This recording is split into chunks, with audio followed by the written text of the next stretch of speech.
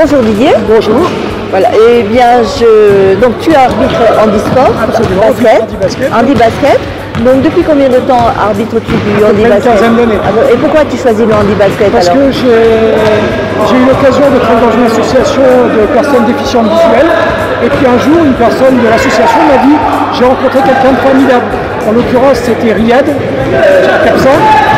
Je suis allé voir le match quelques jours après parce que je lui ai demandé d'organiser ça pour moi. Tu vois, cette personne elle était malvoyante, enfin pas non-voyante, malvoyante.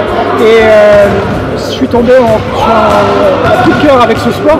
J'étais déjà arbitre quand j'étais gamin de basket valide. Et quand je suis arrivé à Paris, moi je suis provincial. Quand je suis arrivé à Paris, j'ai arrêté l'arbitrage. Et puis quand j'ai quand j'ai découvert ce sport, ça a été vraiment quelque chose d'évident pour moi. Et quelques jours après, je m'inscrivais pour le stage de début de saison suivant. Donc voilà, et que penses-tu de l'évolution du handisport de manière générale alors? Je pense qu'il est un peu plus médiatisé, même si ça reste quand même très symbolique. On peut voir par exemple que France Télévisions, les Jeux paralympiques, a retransmis à même hauteur que les Jeux olympiques traditionnels. Et je pense que c'est tout à fait méritant. Je ne sais pas l'audience qu'il y avait, mais au moins ça a permis pour ceux qui souhaitaient pouvoir assister aux compétitions, de pouvoir regarder. Moi j'ai eu l'occasion par exemple de voir du tennis de table en handisport. J'avais jamais eu l'occasion et ça m'a permis de découvrir au gré du hasard et de ces des programmations en fait, oui, c'est vrai. Puis alors ils ont eu la chance cette année d'avoir un excellent commentateur sportif que moi j'ai découvert et qui était absolument lumineux, qui s'appelle Sami El Guedari, et que j'ai vraiment trouvé alors bien à tout point de vue. Ah oui, je ne sais pas si tu le connais, mais moi j'ai vraiment été... découvert aussi durant la compétition. Alors là, rien de... Enfin, comment dirais-je? Il n'y avait rien à enlever dans tout ce qu'il disait, c'était toujours absolument magnifique et toujours pertinent en fait. C'était pas misérabiliste, ah non, jamais, il y avait énormément de jamais. respect. Il considère les sportifs handicapés comme les sportifs valides avec la même exigence et avec le même regard, tout en sachant évidemment qu'il faut avoir un profond respect parce que ça génère des efforts très importants de leur part. Ouais.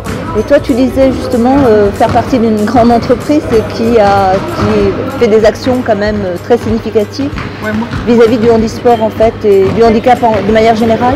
Moi j'ai la chance de travailler chez EDF et EDF est un gros partenaire de l'handisport.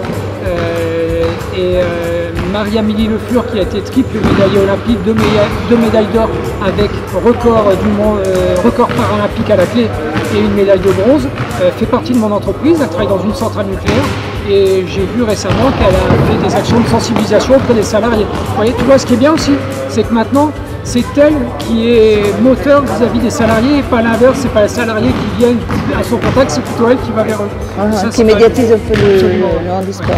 Et elle a une telle notoriété que c'est quand même favorisant parce qu'évidemment dans notre entreprise et même tout en France, je pense qu'on l'a suivi, elle comme d'autres, mais avec grande attention puisque c'est une sportive de très grand niveau. Oui, et puis elle est assez lumineuse en fait aussi. Elle est en plus très jolie, voilà, elle a un très beau sourire, c'est vrai qu'elle est photogénique, c'est aussi pratique. Oui.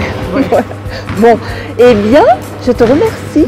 À moins que tu aies quelque chose à ajouter. Non, je trouve l'initiative de faire ce petit interview très bien également, puisque ça sera l'occasion également de parler de handisport et on n'en parle jamais assez. Et de présenter aussi l'arbitrage peut-être un petit peu. Il y a des contraintes en fait de ce fait. Excuse-moi, j'aurais pu essayer de rebondir là-dessus un peu avant. La contrainte qui n'en est pas forcément une, mais une différence en tout cas, c'est que évidemment, et tant mieux, il n'y a pas autant d'équipes d'handi-basket que d'équipes valides en France. Et donc nous les arbitres, on se déplace très loin. J'étais il y a un mois environ à Bordeaux, tu vois.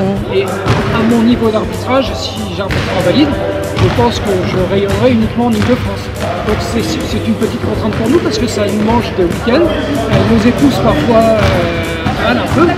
Mais finalement, comme elles savent que c'est pour une bonne cause, elles se plient quand même volontiers à l'exercice.